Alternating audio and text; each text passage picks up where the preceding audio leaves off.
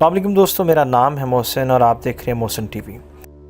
یوں تو سندھ کی تاریخ ہزاروں سالوں پر پھیلی ہوئی ہے، جس کا اقرار دنیا کے نامور مورخ اور محقق بھی کر چکے ہیں۔ سندھ میں موجود موہنجو داڑو، کوٹ ڈیجی کا قلعہ، رانی کوٹ اور مکلی کا قبرستان اس بات کے گواہ ہیں کہ سندھ کی تاریخ ہزاروں سال پرانی ہے، لیکن اپنے قیمتی ورثے کی حفاظت نہ کرنے کی وجہ سے سندھ اس وقت تاریخی مقامات کی تباہی کے دہانے پر ہے۔ سندھ کو تاریخی اعتبار سے دنیا کی قدیم ترین تہذیبوں میں شمار کیا جاتا ہے، جسے انڈس سیولائزیشن کے نام سے جانا جاتا ہے، اور گزشتہ کئی سالوں سے دنیا کی اس قدیم ترین تاریخ کے آثار تیزی سے خستہ حالت میں تبدیل ہو رہے ہیں۔ موہنجو داڑو سے لے کر کوٹ ڈیجی اور عمر کوٹ کے قلعوں تک، حیدرآباد کے لال قلعے سے لے کر کراچی کے چوکنڈی کے قبرستان تک، جہاں جہاں نظر دوڑائی جائے گی وہاں قدیم آثاروں کی حالت خستہ ہی نظر آئے گی۔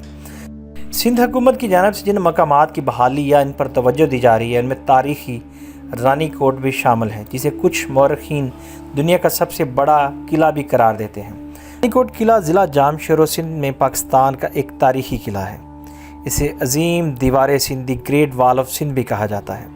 اس کا احاطہ تقریباً 26 کلومیٹر یعنی 16 میل کا ہے۔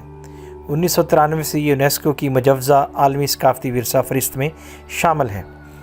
اس قلعے کی تعمیر کے بارے میں بہت ساری قیاس آرائیاں ہیں، مگر یہ بات یقین سے نہیں کہی جا سکتی کہ قلعہ رانی کوٹ کی بنیاد کس نے اور کب رکھی تھی اور کس دشمن سے بچنے کے لیے رکھی تھی، کیونکہ یہ معلومات تاریخ کے اوراق میں دفن ہو چکی ہے اور شاید ہمیشہ کے لیے۔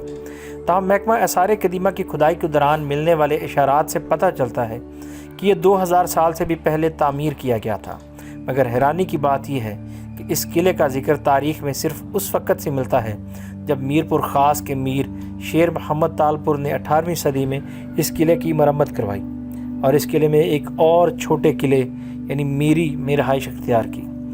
قلعہ رانی کوٹ کے کھنڈرات پر نظر پڑتے ہی انسان حیرت میں کھو جاتا ہے۔ پہاڑوں کے درمیان واقع یہ قلعہ بالکل دیوار چین کی مانند ہے۔ یہ اندازہ لگانا مشکل ہے کہ چونے کے پتھر سے تعمیر ہونے والے اس قلعے پر کتنی لاگت آئی۔ کھنڈرات سے پتہ چلتا ہے کہ یہ عمارت خاصی عظیم رہی ہوگی۔ یہ قلعہ سندھ کے ریلوے اسٹیشن سان سے کوٹری دادو روڈ پر 32 میل کے فاصلے پر کوہستان کیرتھر کے مقام پر واقع ہے۔ اس قلعے کے بے شمار دروازے تھے۔ مشرقی دروازہ سان گیٹ کہلاتا تھا۔ اس کے سامنے دریائے رانی واقع ہے، جو سال کا بیشتر حصہ خشک ہی رہتا ہے اور صرف برسات میں بہتا ہے۔ اس پر کبھی کسی زمانے میں ایک مضبوط پل ہوا کرتا تھا، جسے پانی کا ریلا بہا کر لے گیا۔ عظیم یونانی تاریخ نویس کیورٹس ریفس نے اپنی کتاب میں اس قلعے کا ذکر کیا اور اس واقعے کی تفصیل بھی بیان کی جب سکندر اعظم نے قلعے کا سروزہ محاصرہ کیا تھا۔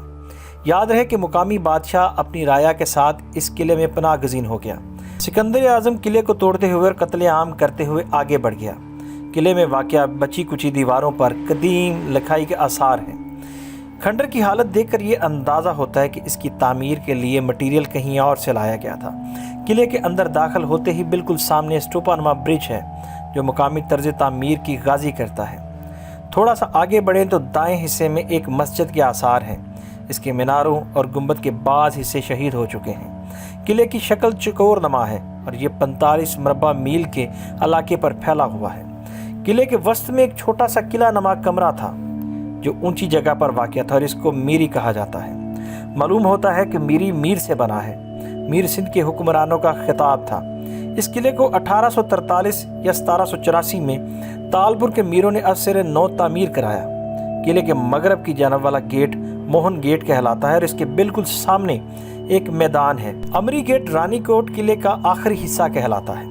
اس گیٹ سے داخل ہو کر اہل علاقہ قلعہ بند ہو جایا کرتے تھے۔ قلعے سے 40 کلومیٹر کے فاصلے پر شمال مشرقی جانب سندھ کا ایک پرانا گاؤں امری ہے، جو اب بھی ایک چھوٹے سے گاؤں کی شکل میں آباد ہے۔ قلعے کے اندر چھوٹا قلعہ سحرگاہ واقع ہے، جہاں علاقے کے حکمران پناہ لیا کرتے تھے۔ وہاں تک دشمن کا پہنچنا بہت دشوار ہوتا تھا۔ قلعے کے اندر پانی کا ذخیرہ کرنے کے لیے وسیع و عریض تالاب تھا، جو امتداد زمانہ کے باعث ٹوٹ پھوٹ کا شکار ہو چکا ہے۔ تاہم بارشوں کا پانی اب بھی بہت اچھی مقدار میں اس کے اندر جمع رہتا ہے۔ ایک وہ وقت تھا جب قلعہ فوجیوں کے بھاری بوٹوں کی آواز سے مانوس تھا، مگر اب وہاں شاذ و نادر ہی کوئی شخص جاتا ہے اور یہ بالکل ویران حالت میں پڑا ہے۔ کبھی اس کی راتیں جاگتی تھیں، اب دن کے وقت بھی یہاں راتوں کی طرح اندھیرا بسا رہتا ہے۔ قدیم پہاڑوں کے درمیان واقع قلعہ رانی کوٹ تاریخ کا ایک خاموش گواہ ہے۔ اگر اس کی خاموشی کسی طور پر ٹوٹ جائے تو یہ لازماً ماضی کی ان گنت شان و شوکت کی داستانیں بیان کرے گا۔